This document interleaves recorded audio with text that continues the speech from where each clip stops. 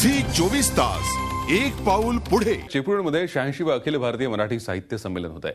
त्या पार्श्वभूमीवर झी 24 तासने एक विशेष उपक्रम हाती घेतलाय। कोणती पुस्तकं वाचावीत हे झी 24 तास प्रेक्षकांना सुचवणार आहे। याच उपक्रमांतर्गत अच्युत गोडबोले यांनी 10 पुस्तकं सुचवलीत आणि त्यांना ही पुस्तकं का आवडली तेही त्यांनी सांगितलंय। याच विषयावर अच्युत गोडबोले यांच्याशी आमचे प्रतिनिधी नितीन पाटोळे यांनी केलेली ही बातचीत।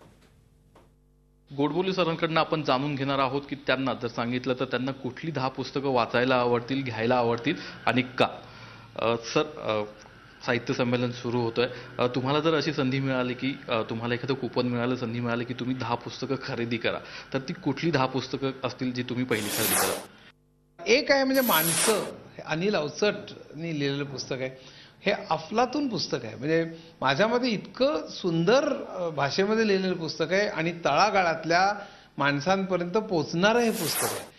दुसरं बलूचं आहे, हे सुद्धा खूप पूर्वी प्रकाशित झालं।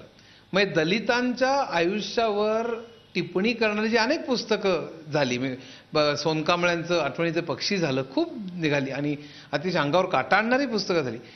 बलूचं वैशिष्ट्य असं की दया पवार ज्या तऱ्हेने आयुष्य जगले, अतिशय प्रामाणिकपणे त्यांनी ते जे मांडलेले आहे।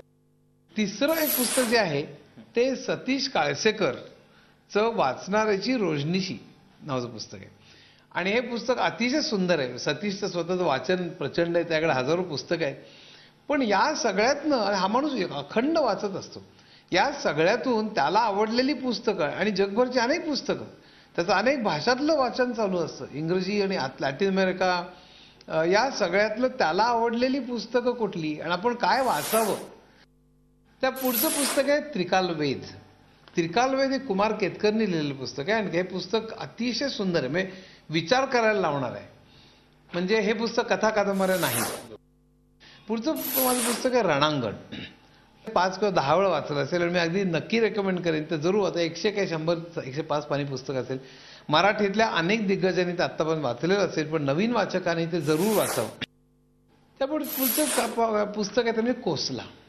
कोसला हे सुद्धा अतिशय गाजलेलं पुस्तक। 1960च्या दशकामध्ये आणि 70च्या सुरुवातीच्या काळामध्ये सगळं जग पेटलं होतं।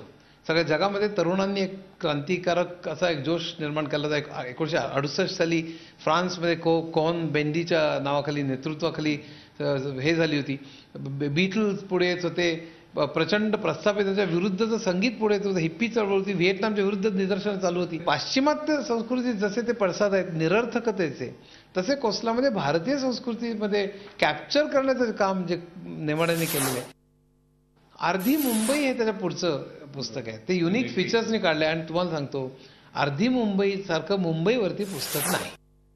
त्या पुढचं पुस्तक आहे भारतीय विवाह संस्थेचा इतिहास। हे V.K. राजवाडेंनी लिहिलं। आता म्हणजे आपल्या हिंदू किंवा आपल्या भारतीय असं म्हणून हिंदू नाही, भारतीय समाजामध्ये पूर्वी ज्या काही सगळ्या प्रथा होत्या आणि त्या प्रथा फक्त विवाहाच्या नाही तर लैंगिक ज्या काही प्रथा होत्या किंवा यज्ञाच्या ज्या काही प्रथा, यज्ञ आपण म्हणतो, त्याची कारणं काय होती, त्यावेळी लोक काय करत असत, त्यावेळी ते कसे राहत असत, त्यावेळी विवाह कसे, हे पुस्तक वाचून नुसतं थक्क व्हायला होत नाही तर अक्षरशः म्हणजे विश्वास बसणार नाही असं पुस्तक। पुढचं पुस्तक आहे ते शोधयात्रा।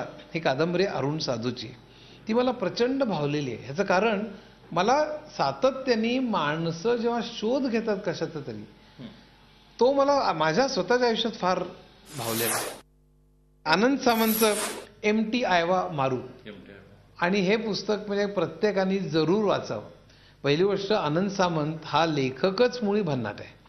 मग त्यांनी इतकं जगामध्ये तो अनेक देशात फिरला, बोटीवरनं फिरला, असंख्य लोकांना भेटला, चिकार वेगवेगळे अनुभव त्यांनी घेतले। त्याला चित्र विचित्र अनुभव, अंगावर काटे आणणारे, शहारे आणणारे असं अनुभव खरं म्हणजे आनंद सामंतने घेतले।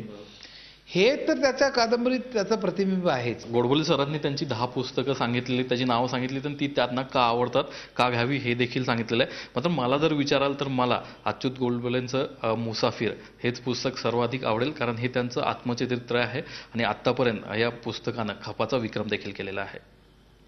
व्हिडिओ जर्नलिस्ट नितीन सांडभोरचा, नितीन पाटोळे, झी 24 तास, पुणे। झी 24 तास एक पाऊल पुढे।